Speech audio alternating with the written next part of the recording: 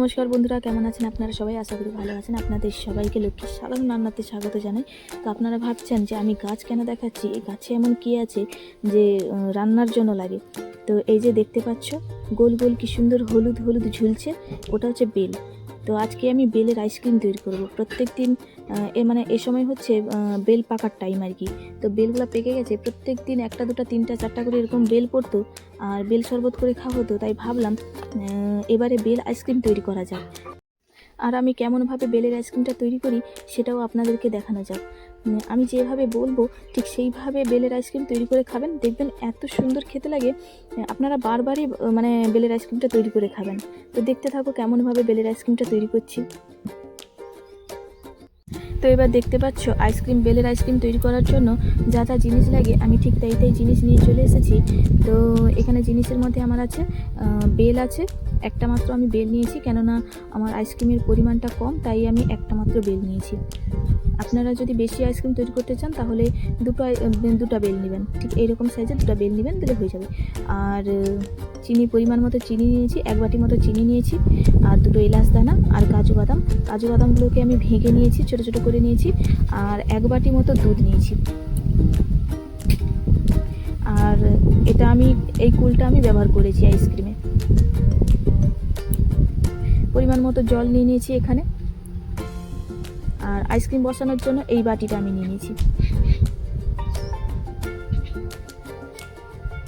আর এটাতেও বসাবো, এটা একটা ফাঁকা আছে তাই এটাতেও বসাবো, আর সবগুলোতে আইসক্রিম বসানো আছে, বেলের আইসক্রিম বসানো আছে।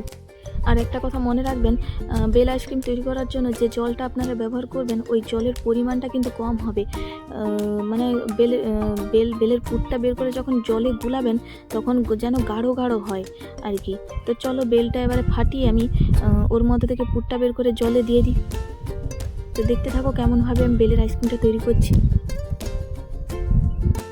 এবারে দেখতে পাচ্ছ বেলের পুরটা বের করে আমি জলে দিয়ে দিয়েছি। এবারে এটাকে গোলাবো, এটাকে এই যে দেখো ঠিক এইভাবে চামচ দিয়ে বের করে নিয়েছি। এবারে এটাকে গোলানোর আগে আমি দুধটা বসিয়ে দিই ওভেনে। এই দুধের সাথে আপনারা চিনি আর এলাচ দিয়ে দেবেন। আমি এখানে শুধু চিনিটা ব্যবহার করেছি। তো আমি 1 বাটি চিনি দিয়ে দিলাম। 1 বাটি চিনি দিয়ে আমি দুধটাকে কিছুক্ষণ ফোটাবো।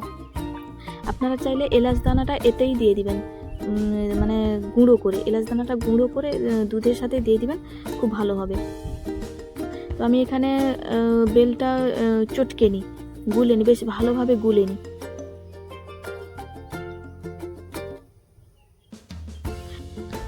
আর আপনারা সবসময় মনে রাখবেন বেলের আইসক্রিম তৈরি করার জন্য জলের পরিমাণটা কম, যদি পারেন দুধের পরিমাণটা বেশি রাখবেন।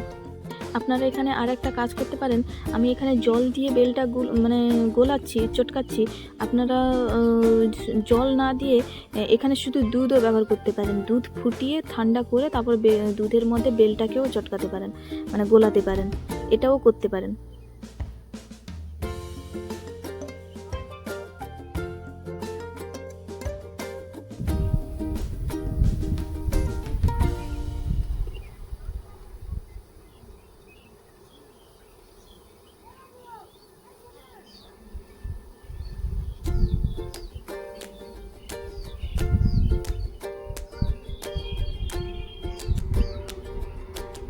বেলটাকে বেশ ভালোভাবে চটকে নিয়েছি।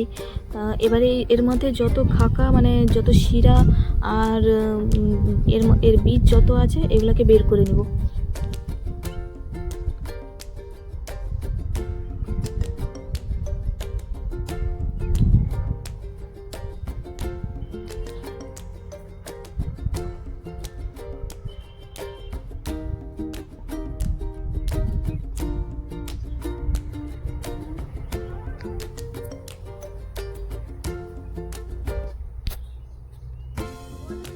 এর মধ্যে একটাও যাতে বীজ না থাকে।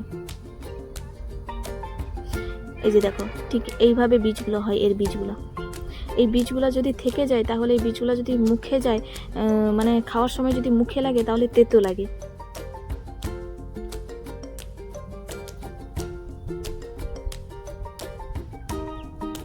দেখতে পাচ্ছ এতে আমি সব বীজগুলা বের করে নিয়েছি।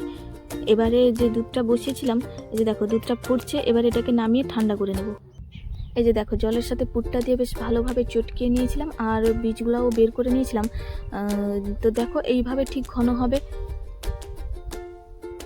এতে এবারে আমি দুধটা মেশাবো। তো দুধটা আমি ঠান্ডা করে নিয়েছি।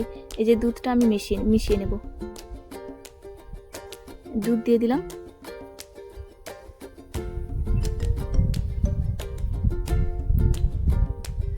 এবারে আমি এই কুলটা দিব। কুলের পরিমাণটা আমার একটু কম আছে, আপনারা চাইলে আর একটু ব্যবহার করতে পারেন। দুধ আর কুলটা একটু বেশি ব্যবহার করতে পারেন, খেতে ভালো হবে। আর এলাচটাকে গুঁড়ি করে রেখেছিলাম, এটা এলাচ গুঁড়ি দিয়ে দিলাম। আপনারা চাইলে এলাচ গুঁড়িটাকে দুধের সাথে ফুটিয়ে নিতে পারেন।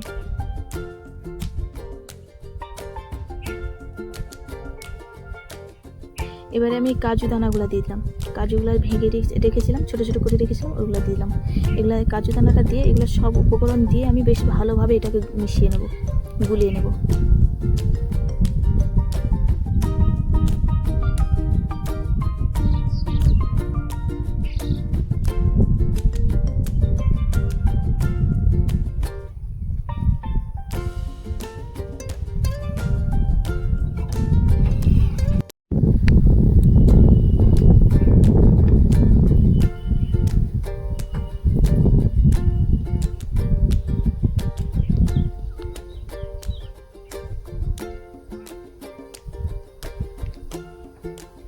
এবার এগুলোকে, যে আইসক্রিম ডিবাগুলো বের করে রেখেছিলাম ওইগুলোর মধ্যে ঢেলে দেব। এই যে দেখো, এতে আগে আইসক্রিম ছিল।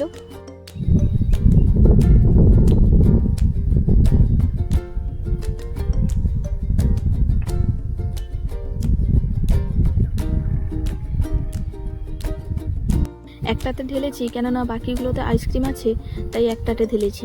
আর বাকিগুলো আমি এই বাটিতে ঢেলে নেব।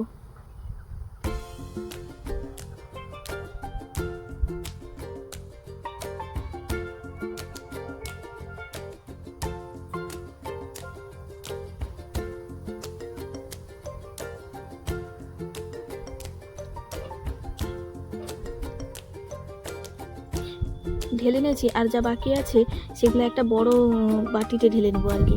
এইরকমই বাটি, কিন্তু বড় আছে, ওটাতে ঢেলে নেব।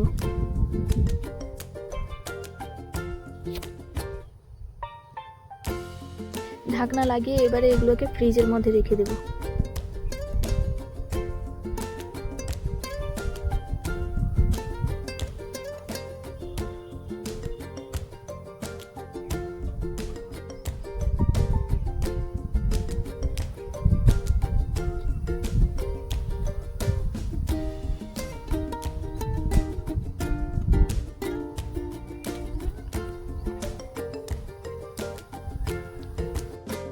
এবারে দেখো, আমি আইসক্রিমগুলোকে ডিপ ফ্রিজে রেখে দিয়েছি। এবারে আমি কিছু ঘন্টার পরে আইসক্রিমগুলোকে বের করব, কেমন হয়েছে দেখ। কিছু ঘন্টা পর আইসক্রিমগুলোকে বের করে নিয়েছি। এবারে দেখি কেমনভাবে হয়েছে এটা। এই যে দেখো, ঠিক এমনভাবে আইসক্রিমটা হয়েছে এবং খুবই খুবই সুস্বাদু খেতে লাগে। তো ভালো লেগে থাকলে লাইক, কমেন্ট, শেয়ার এবং সাবস্ক্রাইব করবেন। অসংখ্য ধন্যবাদ। ভালো থাকবেন, সুখে থাকবেন।